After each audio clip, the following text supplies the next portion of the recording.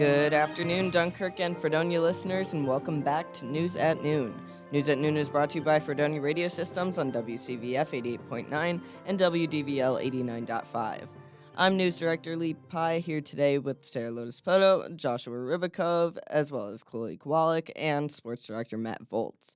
With this top of the hour update, we'll bring you the latest of SUNY Fredonia's campus news and events, sports, weather, and music, as well as national and international news. First up, let's go to the event bulletin for this week. This coming weekend is Radiothon. Fredonia Radio Systems is taking over their 2 stations and broadcasts live for 25 straight hours. The event kicks off with the regular programming of High Noon on Friday at 12 p.m., and then at the top of every hour follows a radio show of either students or community members. Something you can tune into is the new biannual Radiothon show called Hot Ones, a parody of the YouTube show Hot Ones, where FRS members eat some hot wings and answer even hotter questions. Finally, the 25-hour live broadcast ends the day on Saturday with the Radiothon tradition of the Big Cheeseburger Challenge, where everyone in the radio booth scarfs down the largest cheeseburger you have ever seen as fast as possible. The winner gets bragging rights and a stomach full of food.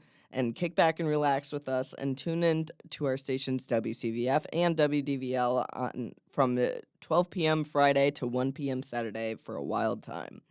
That's it for the information through the grapevine. Next up, we'll bring it to Chloe for our latest campus news updates.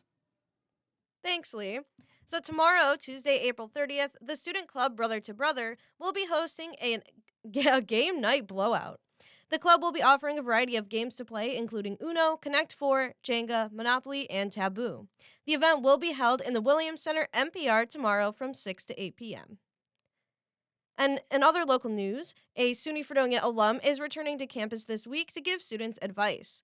Carl Holtz, who graduated from the college in 1973, has held a long career with Disney. Holtz is the former president of Disney Cruise Line and New Vacation Operations, and a senior advisor for the McKinsey & Company.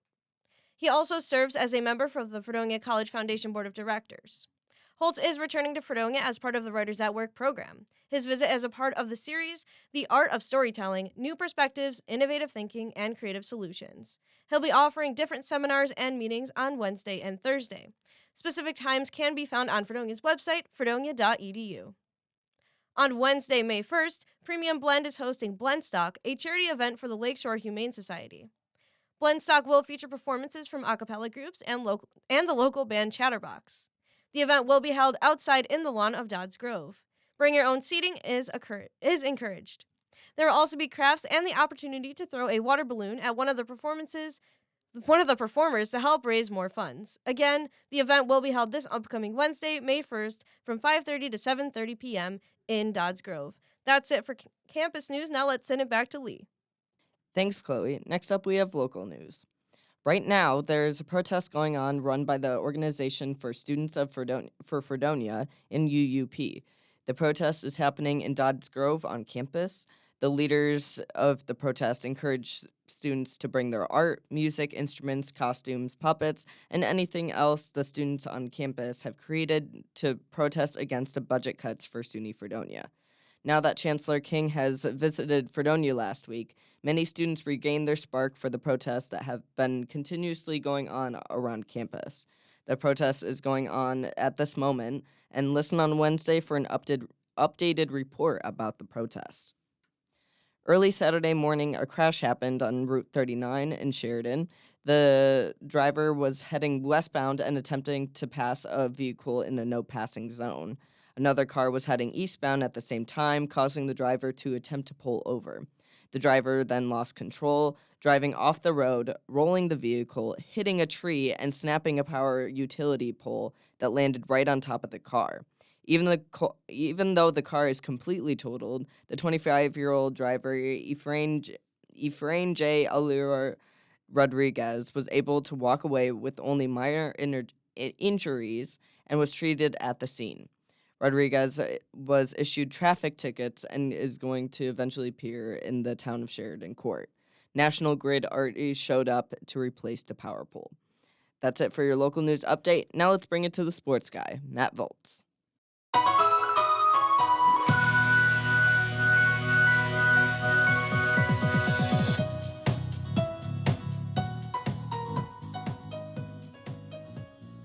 Thanks, Lee. Fredonia's track and field teams finished up their regular season on Friday with a meet hosted by the University of Rochester. Sophomore Kara Palecchia finished third in the women's pole vault, and in the men's events, freshman Quillen Shimp placed first in the 400-meter hurdles. Assistant men's coach Nick Abdo, a 2023 graduate of Fredonia, competed in both the 100 and 200-meter events, taking home first in both events. Both teams will be competing in the SUNYAC Championships this Friday and Saturday, which will be hosted by Geneseo. Fredonia baseball hosted a series against Oswego over the weekend, and they were able to get most of it in before the weather changed their plans. On Friday, the Blue Devils took a 7-3 lead into the sixth inning and then proceeded to get blown up the rest of the game, losing 22-8. On Saturday, Oswego took a 4-0 lead before the game was called due to rain in the eighth inning. Their overall record dropped to 13-17, and next on the schedule is a non-conference game at Alfred State on Wednesday. The softball team was on the road for a pair of SUNYAC doubleheaders over the weekend, dropping all 4 games to Oneonta and New Paltz. Both losses to Oneonta came by a final score of 10-2, while the Blue Devils took home 5-0 and 3-0 losses to New Paltz. Next on the schedule is a non-conference doubleheader at home against Nazareth. And the Buffalo Bandits opened the National Lacrosse League playoffs on Saturday, winning a thriller in overtime over the Georgia Swarm in Buffalo.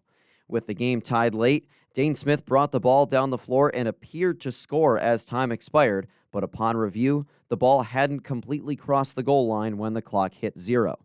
In overtime, both teams traded possessions before Josh Byrne buried the game winner, his 5th goal of the game.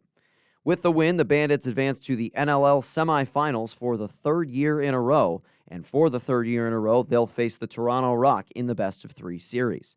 Game 1 will be in Toronto this Friday night at 7:30 p.m., and the Bandits will host Game 2 on Sunday at 5 p.m. If a winner-take-all Game 3 is necessary, that will be played next Saturday, May 11th at 7 p.m. in Toronto. Buffalo is looking to advance to the finals for the 3rd year in a row and the 4th time since 2019, but they'll have to get through arguably their biggest rival in the top-seeded Rock first. That's it for your sports update. Now let's send it to Sara with the weather. Now here is your Northern Chautauqua weather update brought to you by Fredonia Radio Systems.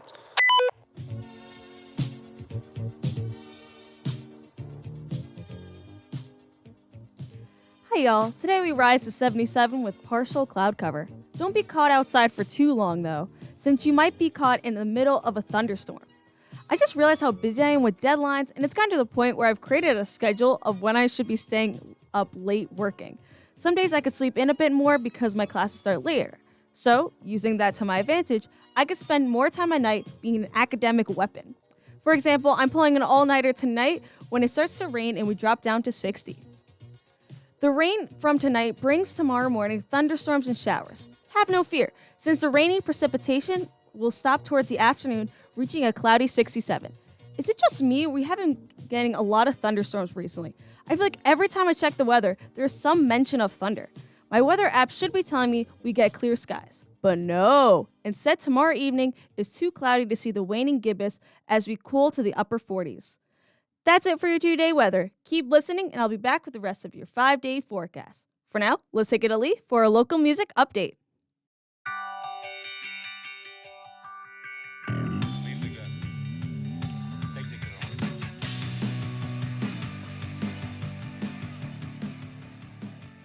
The radio show The Local Lowdown is hosting a show at the Creek House. Bands like Pilot Field, Previous Love, Early Warm, and Amphobia are performing in the house on May 4th. Doors are at 8 p.m. and music is at 9 p.m. You can DM at Creek House IG on Instagram for the location of the event. And Last Call Entertainment is hosting their last show of the semester called BJ's Fest. Bands like Magazine Beach, Robbery Club, Gas Station, The Weather Might Say Otherwise, and B-Roller Casper will be performing at BJ's, 51 West Main Street in Fredonia on May 9th. Doors are at 9 p.m. and music is at 10 p.m. That's all I have for music news this week. Now let's bring it to Josh for national and international news.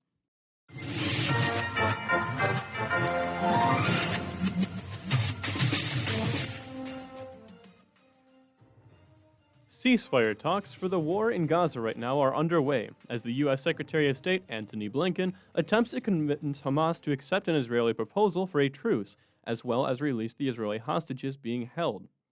At a meeting of the World Economic Forum in the capital of Saudi Arabia, Blinken stated, quote, "The only thing standing between the people of Gaza and a ceasefire is Hamas. They have to decide, and they have to decide quickly. I'm hopeful that they will make the right decision," end quote. Palestinians are locked in a humanitarian crisis as the war has destroyed much of the land, causing shortages of food, fuel, and medicine. According to Gaza health authorities, Israel's ground and air assaults have killed about 34,500 Palestinians. Now, Israel proposes a 40-day pause in the fighting, as well as the release of what could be thousands of Palestinian prisoners. Blinken claims that the U.S. and Saudi Arabia have done work towards the goals of calm in Gaza and a credible pathway to a Palestinian state, in order to achieve a normalization accord between the kingdom and Israel. This would mean Israel accepting a pathway to Palestinian statehood on land Israel captured in the 1967 Middle East War, something that Prime Minister Benjamin Netanyahu repeatedly rejects.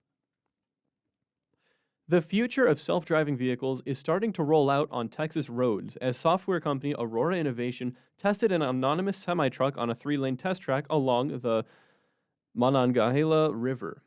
The 18-wheeler is equipped with 25 laser, radar, and camera sensors that allow it to detect obstructions and other vehicles in the road. Aurora is planning to have 20 driverless trucks on the I-45 between Dallas and Houston later this year. This would be a massive innovation to shipping companies because driverless vehicles don't need to stop for as many breaks as human drivers, and the expected flow of goods and increased delivery times might even lower costs. Aurora is not the only autonomous auto company in the game, though, and it's expected that in only a few years, thousands of these self-driving vehicles will be on America's highways. In less than a year from now, driverless trucks will begin to carry loads for FedEx, Uber Freight, Werner, and other companies. Texas marks a popular testing ground for the initial release of driverless vehicles because its roads are typically clear of snow and ice. That does it for today's national and international news. Now let's take it back to Sara for your 5-day forecast. May's introduction on Wednesday is a beautiful way to start off the month as the sun beams at us, rising to 70. I can't believe we already reached May. I feel like April lasted a century and a half. I'm so excited to finish my schoolwork and cuddle with my dogs. However, I'm not looking forward to say goodbye to my graduating seniors. Like we just met and now you gotta leave? Ridiculous, I know. The nighttime shifts to increasing cloud cover, entering the upper 50s. I could already tell May is going to be a sun-filled month as we heat up to 74 on Thursday. We remain cloud-free for the evening, descending to the upper 50s.